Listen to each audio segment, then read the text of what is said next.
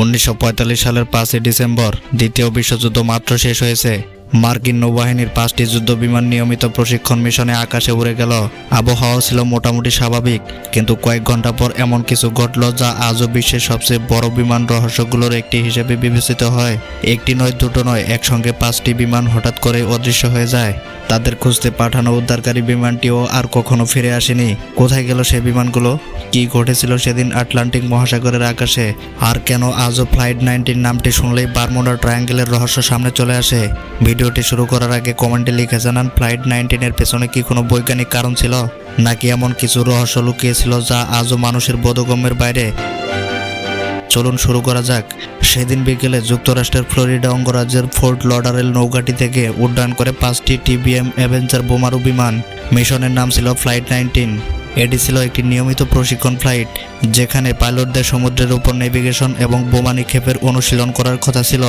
মোট 14 জন ক্রু সদস্য এই অভিযানে অংশ নেন। শুরুতে সবকিছু স্বাভাবিকভাবেই চলছিল। বিমানগুলো নির্ধারিত রুট অনুসরণ করে এগিয়ে যাচ্ছিল, কিন্তু প্রায় 1.5 ঘন্টা পরে হঠাৎ করে রেডিও যোগাযোগে অস্বাভাবিক কিছু ধরা পড়ে। Flight leader lieutenant Charles Taylor control টাওয়ারকে জানান তিনি নিজের অবস্থান বুঝতে পারছেন না। তার কম্পাস ঠিক মতো কাজ করছে না। তিনি বলছিলেন, আমরা নিশ্চিত নই যে আমরা কোথায় আছি, মনে হচ্ছে আমরা পথ হারিয়ে ফেলেছি। এই বার্তা পাওয়ার পর ঘাটির কর্মকর্তারা বিস্মিত হয়ে যান, কারণ টেইলর ছিলেন একজন অভিজ্ঞ পাইলট। শত শত ঘন্টা উড্ডয়নের অভিজ্ঞতা ছিল তার। কিন্তু এরপর পরিস্থিতি আরও খারাপ হতে শুরু করে। রেডিও বার্তাগুলো থেকে বোঝা যাচ্ছিল শুধু একটি নয়, একাধিক বিমানের কম্পাসে সমস্যা দেখা দিয়েছে। পাইলটরা নিশ্চিত হতে পারছিলেন না কোন দিকে উড়ছেন। তারা সমুদ্রের উপর ঘুরপাক খেতে থাকেন। এক পর্যায়ে টেইলরের কণ্ঠে উদ্বেগ স্পষ্ট হয়ে ওঠে।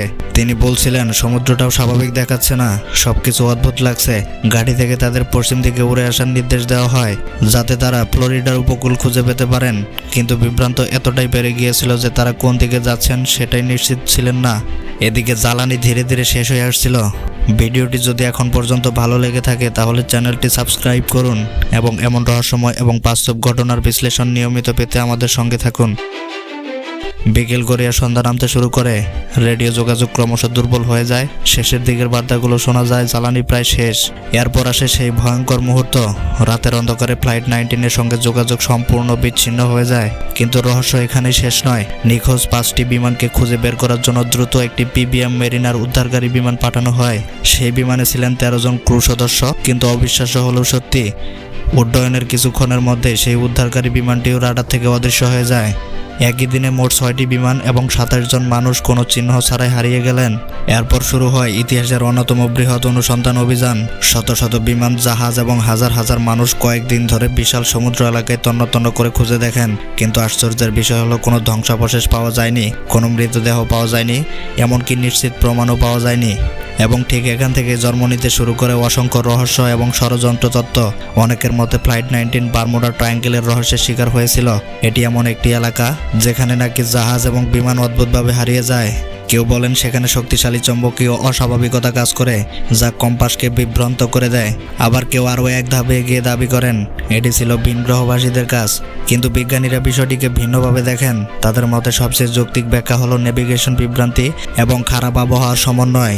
যদি পাইলটরা ভুল করে নিজেদের অবস্থান ভুলভাবে নির্ধারণ করে থাকেন, তাহলে তারা সমুদ্রের আরও গভীরে চলে যেতে পারেন। জ্বালানি শেষ হলে বিমানগুলো সমুদ্রে বিধ্বস্ত হওয়া স্বাভাবিক।